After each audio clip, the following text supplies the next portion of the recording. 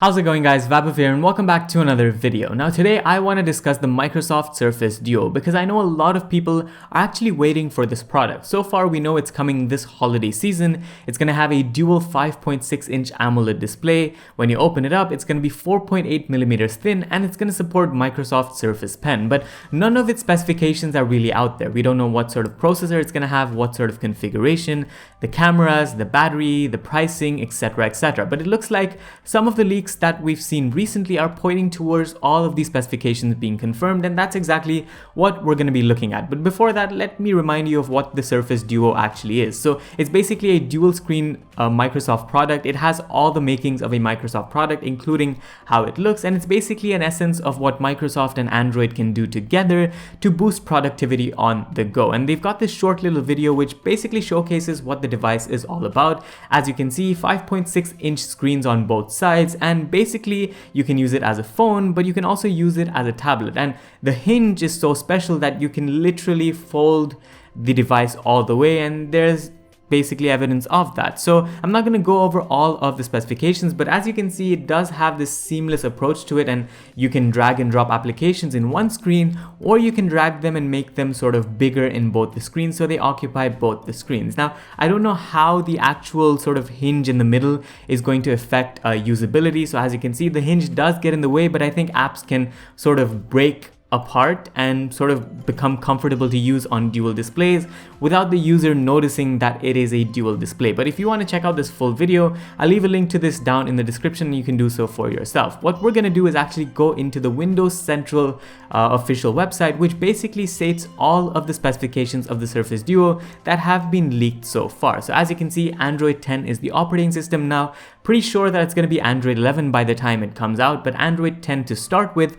As I said, 5.6-inch displays, 4:3 aspect ratio at around the Full HD Plus mark, so it's a 1800 by 1350 display, so 401 pixels per inch, not quite that high resolution display, but it's an AMOLED display, so you're gonna get things like vibrant and poppy colors, and it's gonna be good for multimedia consumption. Now I don't know how that's gonna play out when you have that huge bezel in the middle, but we're obviously gonna find that out. Now the processor on this thing is gonna be the Qualcomm Snapdragon 855, and that's one of the things that I sort of paused at because this processor is 1 year old. But according to Windows Central, and I think their explanation makes complete sense, when Microsoft was designing the Surface Duo, it was designing the internals based off of the Qualcomm Snapdragon 855 processor.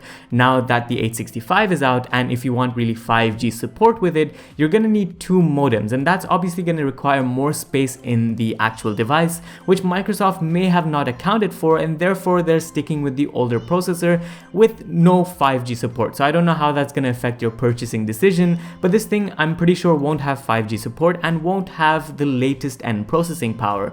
Now in terms of memory, it's going to get 6 gigabytes of RAM, and storage will be either 64 gigabytes or 256 gigabytes of, I'm hoping, UFS 3.0 storage, and there's no room to expand this via microSD as far as what the rumors are pointing at. Security wise, you're going to get a fingerprint scanner, you're going to get a Type-C USB port for charging, and you're going to get an 11 megapixel f2.0 camera. So I don't think it's going to be that camera centric. It's more of a productivity centric device, and maybe Microsoft doesn't really want to focus on this. Now in terms of battery, it's a 3460 milliamp hour cell, which is not the biggest cell. I mean, we've seen foldable devices like the Samsung Galaxy Fold as well as the Huawei Mate XS pack bigger batteries, and I don't know how this will affect performance, and we don't really know how Microsoft sort of implements Android onto their devices, because I think this is one of the first ever devices to come with that. So it's going to be interesting to see how the user experience of this product is going to be.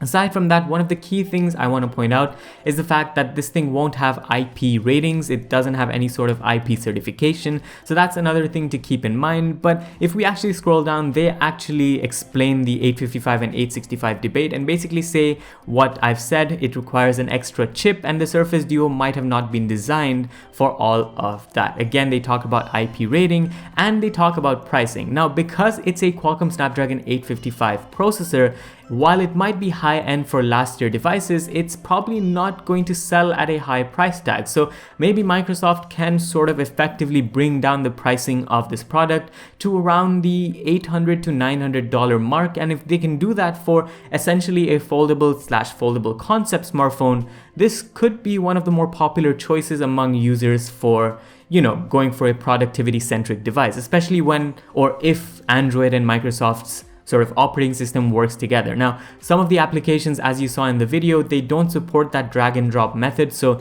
you're going to have some problems with certain applications, and there's only a few that sort of support that. And I think Microsoft will make that more clear as we hear about the device. But so far, we don't know anything about the pricing or the fact that which applications are actually going to support all of this. But I think in an overall sense, this device is more of a hardware product. It's more of a productivity product. And for those people who use a certain application, say like the Microsoft Office, for example, I think all of these applications will support things like that drag and drop, and this might be aimed for those certain individuals. Now, as far as other hardware things go, apart from the 360-degree hinge, there's no mention of NFC support and no mention of wireless charging as well. So other than that, I think it's looking like a pretty solid device. It certainly doesn't look like a device for 2020 given the bezels and sort of that hinge, and it basically being a sore visual when you're looking at the display. But I don't know how people are gonna like it or not, and everything might come down to price. If this thing can be priced at,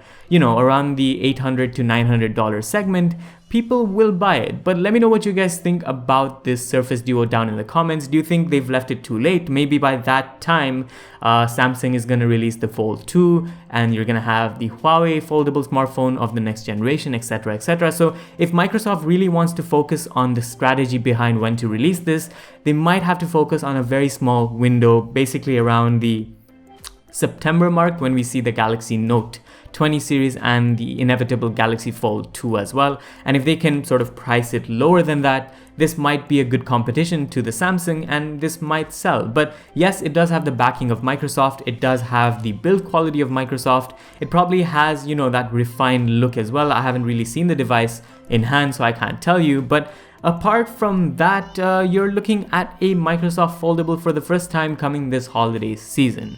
That's about it for this video. Thank you guys for watching. Leave your thoughts in the comments down below. Make sure to subscribe and I'll see you in the next one. Adios.